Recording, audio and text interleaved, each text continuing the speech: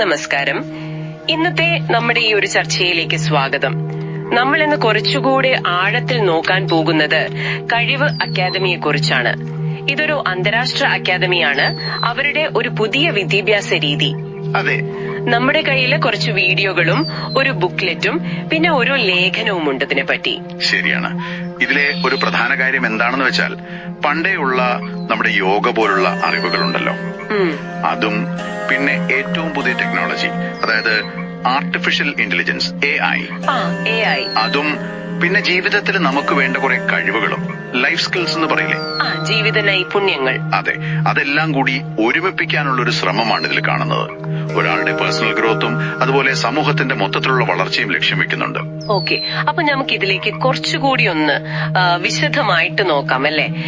എന്താണ് ഈ കഴിവ് മുന്നോട്ട് വെക്കുന്ന ഒരു പുതിയ സിസ്റ്റം? ഇപ്പോഴത്തെ ഒരു രീതിയിൽ നിന്ന് ഇതിനെന്താണ് ഇത്ര വ്യത്യാസം? നിങ്ങൾക്കും കേൾക്കാമല്ലോ. കഴിവ് അക്കാദമിയുടെ ഒരു അടിസ്ഥാനം എന്ന് പറയുന്നത് ജീവിതത്തിന്റെ A to Z എന്നൊരു ഫ്രെയിംവർക്കാണ്. A to Z, അതെ. ഇത് വെറുതെ പുസ്തകത്തിൽ വായിച്ചു പഠിക്കുന്ന അറിവല്ല, അതിനപ്പുറം ഒരു ഉൾക്കാഴ്ച, ഒരു ഇൻസൈറ്റ്, പിന്നെ അത് ജീവിതത്തിൽ എങ്ങനെ പ്രയോഗിക്കാം, ആ ഒരു പ്രാക്ടിക്കൽ ട്രെയിനിങ്, അതിലാണ് കൂടുതൽ ഊന്നൽ. ഈ A to Z എന്ന് പറയുമ്പോ ഏകദേശം 30 തത്വങ്ങൾ ഉണ്ടെന്ന് സൂചിപ്പിച്ചു. A for action, B belief, അങ്ങനെ Z വരെ. എന്താണ് ഇതിന്റെ ശരിക്കുള്ളൊരു ലക്ഷ്യം? അതായത് ഇതിലെ ഓരോ അക്ഷരവും ജീവിതത്തിലെ ഓരോ പ്രധാനപ്പെട്ട കാര്യങ്ങളാണ് പറയുന്നത്. മൂല്യങ്ങൾ, തത്വങ്ങൾ, അങ്ങനെയുള്ളവ. ഓക്കെ. അപ്പൊ കുട്ടികൾക്ക് ചെറുപ്പത്തിലെ തന്നെ ലൈഫിനെ കുറിച്ചും വാല്യൂസിനെ കുറിച്ചുമൊക്കെ ഒരു ധാരണ കൊടുക്കുക. വെറും പഠിത്തം മാത്രമല്ല, ശരി, സ്വഭാവം എങ്ങനെ രൂപപ്പെടുത്താം, പ്രശ്നങ്ങൾ വന്നാൽ എന്ത് ചെയ്യണം, സമൂഹത്തോട് എങ്ങനെ പെരുമാറണം, അങ്ങനെയുള്ള കാര്യങ്ങൾ. പിന്നെ നമ്മുടെ ഭാരതീയമായ കർമ്മയോഗ, ഭക്തിയോഗ പോലുള്ള കാര്യങ്ങളും ഇതിൽ വരുന്നുണ്ട്. നമ്മള് സാധാരണ കേൾക്കുന്ന ഒരു കാര്യമാണ്, ഇന്നത്തെ പഠിത്തം കഴിഞ്ഞിറങ്ങുമ്പോൾ കുട്ടികൾക്ക് ഒരുപാട് അറിവുണ്ടാവും, പക്ഷെ റിയൽ ലൈഫിൽ അതെങ്ങനെ ഉപയോഗിക്കണമെന്ന്. അവിടെയാണ് ഈ കഴിവ് ഒരു മാറ്റം കൊണ്ടുവരാൻ നോക്കുന്നത്. അവരുടെ ഒരു രീതിയാണ് സർവേ സ്കിൽ സെർവ്. അതെ, അതായത് ചുറ്റുമുള്ള പ്രശ്നങ്ങൾ ആദ്യം സ്വയം കണ്ടെത്തുക, അതാണ് സർവേ. എന്നിട്ട് ആ പ്രശ്നം പരിഹരിക്കാൻ എന്ത് കഴിവ് വേണോ അത് നേടുക, സ്കിൽ. അവസാനം ആ കഴിവ് ഉപയോഗിച്ച് സമൂഹത്തിന് ഒരു സേവനം ചെയ്യുക, അതാണ് സെർവ്. അപ്പൊ പഠനത്തിനൊരു ലക്ഷ്യമുണ്ടാവും, അല്ലെ? ശരിയാണ്, അത് കൊള്ളാം. ഇതിൽ പറയുന്ന വേറൊരു കാര്യം ഭാഗ്യത്തിൽ വിശ്വസിക്കരുത്, പ്രയത്നത്തിൽ വിശ്വസിക്കണമെന്നതാണ്. അതെ, അത് വളരെ പ്രധാനപ്പെട്ട ഒരു പോയിന്റാണ്. പിന്നെ ഒരു പെർഫോമൻസ് വർക്കിംഗ് സിസ്റ്റം കൊണ്ടുവരും എന്നും പറയുന്നു. അതെന്താണ്? നമ്മളൊരു കാര്യം ചെയ്യുമ്പം അത് വെറുതെ ഭാഗ്യത്തിന് വിട്ടുകൊടുക്കാതെ നമ്മൾ എത്രത്തോളം എഫേർട്ട് എടുത്തു, അതിന്റെ ഫലം എന്തുണ്ടായി എന്ന് നോക്കുന്ന ഒരു രീതി. അപ്പോ ചെയ്യുന്ന ജോലിക്ക് ഒരു കൃത്യമായ ലക്ഷ്യം, അളക്കാൻ പറ്റുന്ന ഒരു റിസൾട്ട്, അതാണ് ഈ പെർഫോമൻസ് വർക്കിംഗ് സിസ്റ്റം. ഇത് കുട്ടികളിൽ ഒരു ഉത്തരവാദിത്വ ബോധമുണ്ടാക്കും. ശരി. അപ്പൊ ഈ യോഗയും AIയും എങ്ങനെയാണ് ഇതിലൊക്കെ സഹായിക്കുന്നത്? യോഗ നമുക്ക് തരുന്നത് ഒരു മാനസികവും ശാരീരികവുമായ ബാലൻസ് ആണ്. തപസ് എന്ന് പറയില്ലേ, സ്വയം നിയന്ത്രണം, ഡിസിപ്ലിൻ, അതുപോലെ സമത്വം, അതായത് സുഖമായാലും ദുഃഖമായാലും ഒരേപോലെ കാണാനുള്ള ഒരു കഴിവ്. അതൊക്കെ യോഗയിലൂടെ കിട്ടും. AI ആണെങ്കിൽ ഓരോ കുട്ടിയുടെയും പ്രോഗ്രസ് കറക്റ്റായിട്ട് ട്രാക്ക് ചെയ്യാൻ പറ്റും. ട്രാക്ക് ചെയ്യാനോ?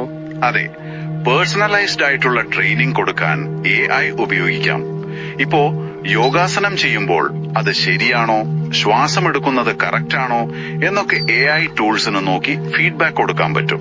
അപ്പോ ഈ AI ട്രാക്കിംഗ് ഒക്കെ നല്ലതാണെങ്കിലും യോഗ പോലുള്ള കാര്യങ്ങളില് ഒരു ഗുരു നേരിട്ട് പറഞ്ഞു തരുന്ന ഒരു ഹ്യൂമൻ ടച്ച് ഉണ്ടല്ലോ, അത് AIക്ക് പകരം വെക്കാൻ പറ്റുമോ?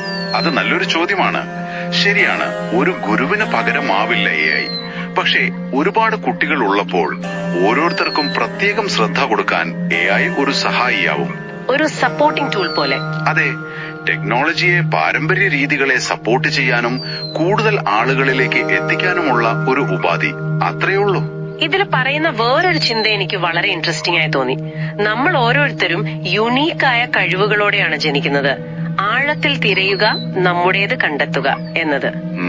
അതോടൊപ്പം തന്നെ ഞാൻ മാത്രം നന്നായിട്ട് കാര്യമില്ല, നമ്മുടെ ഉള്ളിലെ ഓരോ സെല്ലും പ്രകാശിക്കുമ്പോഴാണ് നമ്മൾ എല്ലാവരും കുടുംബം, സമൂഹം, രാജ്യം ഒക്കെ ഒരുമിച്ച് വളരുന്നത്. അതെ, അതാണ് അതിന്റെ ഒരു ഫിലോസഫി. ആരും മോശമായിട്ടല്ല ജനിക്കുന്നത്, പക്ഷെ സാഹചര്യങ്ങൾ ചിലപ്പോ നമ്മളെ പിന്നോട്ട് വലിക്കും. ശരിയാണ്. അപ്പോ ഓരോരുത്തരുടെയും ഉള്ളിലുള്ള ആ ഒരു കഴിവ് അത് കണ്ടെത്തി പുറത്തു കൊണ്ടുവരണം. ഒരാള് നന്നാവുമ്പോ ചുറ്റുമുള്ളവര് നന്നാവുന്നു, സമൂഹം മൊത്തത്തിൽ വളരുന്നു. അതാണ് ആ വലിയൊരു കാഴ്ചപ്പാട്. ഇന്നത്തെ കുട്ടികൾക്കും പേരൻസിനും ഒരുപാട് ടെൻഷനുണ്ട്, ഭാവിയെ പറ്റി ഉത്കണ്ഠയുണ്ട്. അതൊക്കെ മനസ്സിലാക്കി അവർക്ക് സപ്പോർട്ട് കൊടുക്കാനും ഈ രീതി സഹായിക്കുമെന്നാണ് പറയുന്നത്. ചെറിയ കുട്ടികൾക്ക് കളിയിലൂടെ, കുറച്ചുകൂടി മുതിർന്നവർക്ക് അവരുടെ ഇഷ്ട വിഷയങ്ങളിലൂടെയും. അപ്പൊ ഇത് വെറുമൊരു സ്കിൽ ഡെവലപ്മെന്റ് പ്രോഗ്രാം അല്ല, അതിനപ്പുറം ഒരു വ്യക്തിയുടെ ഒരു ഹോളിസ്റ്റിക് ഗ്രോത്ത് ആണ് ലക്ഷ്യം. തീർച്ചയായും അറിവ്, insight, practical training, social responsibility എല്ലാം ചേർന്നതാണ്. ഓക്കേ. അപ്പൊ ചുരുക്കി പറഞ്ഞാൽ കഴിവ് അക്കാഡമി യോഗയുടെ പാരമ്പര്യം, AI-യുടെ പുതിയ സാധ്യതകൾ, ലൈഫ് സ്കിൽസ് ഇതൊക്കെ ഒരുമിപ്പിച്ച് പുതിയൊരു തലമുറയെ ഉണ്ടാക്കാനാണ് ശ്രമിക്കുന്നത്. സ്വന്തം പ്രയത്നത്തിൽ വിശ്വസിച്ച് കഴിവുകൾ കണ്ടെത്തി സമൂഹത്തിന് വേണ്ടി നല്ലത് ചെയ്യുന്ന വ്യക്തികൾ, അതാണ് ലക്ഷ്യം. ഇതിനെല്ലാവരുടെയും ഒരു സഹായം, ഒരു കൂട്ടായ ശ്രമം വേണമെന്നും അവർ പറയുന്നുണ്ട്. അപ്പൊ ഈ ചർച്ച കേട്ട് കഴിഞ്ഞപ്പോ നിങ്ങളുടെ മനസ്സിലും ഒരു ചോദ്യം വന്നിട്ടുണ്ടാവാം. ഈ യോഗ പോലുള്ള നമ്മുടെ പഴയ അറിവുകളും AI പോലുള്ള ഏറ്റവും പുതിയ ടെക്നോളജിയും ഇങ്ങനെ ഒരുമിപ്പിക്കുമ്പോ അത് വ്യക്തികളുടെ വളർച്ചയെ ശരിക്കും എങ്ങനെയായിരിക്കും സ്വാധീനിക്കുക? നമ്മുടെ ആ ഒരു മനുഷ്യ സഹജമായ കഴിവിനെയും ചിന്തയെയും ഇതൊന്നുകൂടി വികസിപ്പിക്കുമോ, അതോ ടെക്നോളജിയുടെ ഒരു ചട്ടക്കൂടിലേക്ക് നമ്മളെ ഒതുക്കുമോ? ഇതൊന്ന് ആലോചിച്ച് നോക്കാവുന്ന കാര്യമാണ്.